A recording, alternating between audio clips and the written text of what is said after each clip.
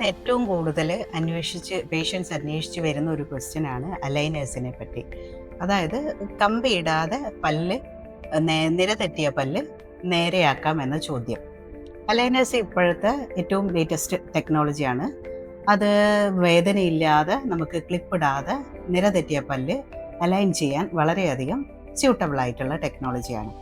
Aligners പക്ഷേ ഓരോ പേഷ്യൻറ്റിൻ്റെ കേസിനെ ഡിപ്പെൻഡ് ചെയ്തിരിക്കും. ചില കേസസിൽ അലൈനേഴ്സ് വളരെ സ്യൂട്ടബിൾ ആയിരിക്കും. അതേസമയം ചില കേസസിൽ ക്ലിപ്പിട്ട് തന്നെ ശരിയാക്കേണ്ട കണ്ടീഷൻ ഉണ്ടാകും. അത് ഒരു ഡെൻറ്റിസ്റ്റിലെ ഓർത്തഡോണ്ടിസ്റ്റ് ആയിരിക്കും അത് ഡിസൈഡ് ചെയ്യുക. ചില പേഷ്യൻ്റ് കണ്ടീഷനിൽ പല പല്ലുകൾ മിസ്സിങ് ആയിരിക്കും, ചിലത് റൊട്ടേറ്റഡ് ആയിരിക്കും.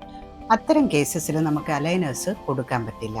അത് ഓർത്തഡോണ്ടിസ്റ്റിൻ്റെ കൺസൾട്ടേഷന് ശേഷം നമുക്ക് ഡിസൈഡ് ചെയ്യാൻ പറ്റും. അലൈനർ ട്രീറ്റ്മെൻറ്റ് തുടങ്ങുന്നതിന് മുൻപായിട്ട് നമുക്ക് എക്സ്റേ, OPG, സ്കാനിങ് ഇതൊക്കെ ചെയ്യേണ്ടതുണ്ട്.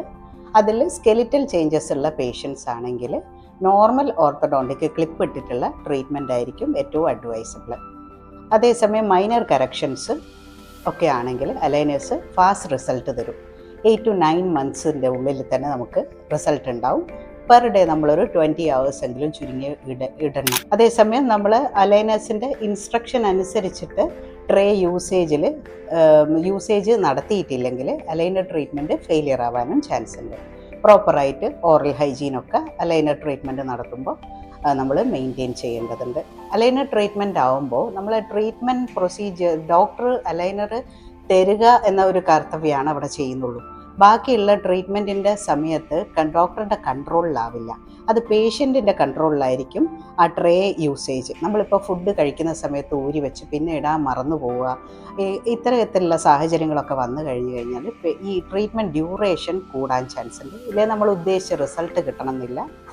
ഇത് ഏറ്റവും കൂടുതൽ അഡ്വാൻറ്റേജ് വരിക ഇപ്പം ഫ്രീക്വൻ്റ് ആയിട്ട് ഡോക്ടറെ വിസിറ്റ് ചെയ്യാൻ പറ്റാത്ത പേഷ്യൻ്റ് ഇല്ലെങ്കിൽ, അതായത് നോർമൽ ഓർത്തഡോണ്ടിക് ട്രീറ്റ്മെൻറ്റ് നമ്മൾ മന്ത്ലി ഒരു വിസിറ്റെങ്കിലും ഓർത്തഡോണ്ടിസ്റ്റിനെ കാണിക്കണം.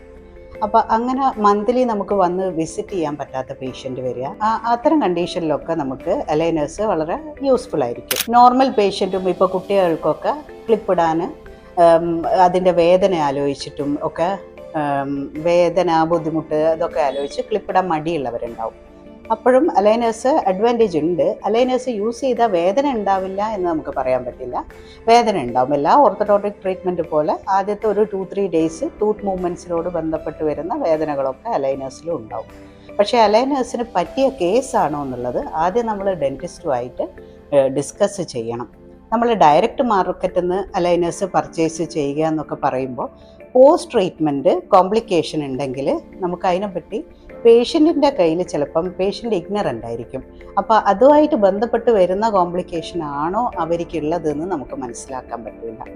അതുകൊണ്ട് ഐഡിയലി ഐലൈനർ ട്രീറ്റ്മെൻറ്റ് എടുക്കുമ്പോൾ ചെയ്യാൻ പ്ലാൻ ഉണ്ടെങ്കിൽ നിങ്ങൾ തൊട്ടടുത്തുള്ള ഡെൻറ്റിസ്റ്റിനെ പോയി കാണുക. നിങ്ങളെ കണ്ടീഷൻ അതിന് ഏറ്റവും സ്യൂട്ടബിൾ ആണോ എന്ന് ഐഡൻറ്റിഫൈ ചെയ്യുക. അല്ലാതെ നമ്മൾ ഡയറക്റ്റ് അലൈനർ ട്രീറ്റ്മെൻറ്റിലേക്ക് പോകാൻ പാടില്ല. അതേപോലെ പ്രോപ്പറായിട്ട് ഇവാലുവേറ്റ് ചെയ്ത് അലൈനർ ട്രീറ്റ്മെൻറ്റ് നടത്തുന്നതായിരിക്കും നല്ലത്. OPG, എക്സ്റേ, സ്കാനിങ് ഒക്കെ ചെയ്ത് അലൈനർ ട്രീറ്റ്മെൻറ്റിലേക്ക് കടക്കുന്നതായിരിക്കും നല്ലത്. ഡോക്ടറുടെ അഡ്വൈസിനനുസരിച്ചിട്ട് നിങ്ങൾ ഡിസൈഡ് ചെയ്യുക നോർമൽ ഓർത്തഡോണ്ടിക് ട്രീറ്റ്മെൻറ്റ് വേണോ അതോ അലൈനർ ട്രീറ്റ്മെൻറ്റിലേക്ക് പോകണോ എന്നുള്ളത്.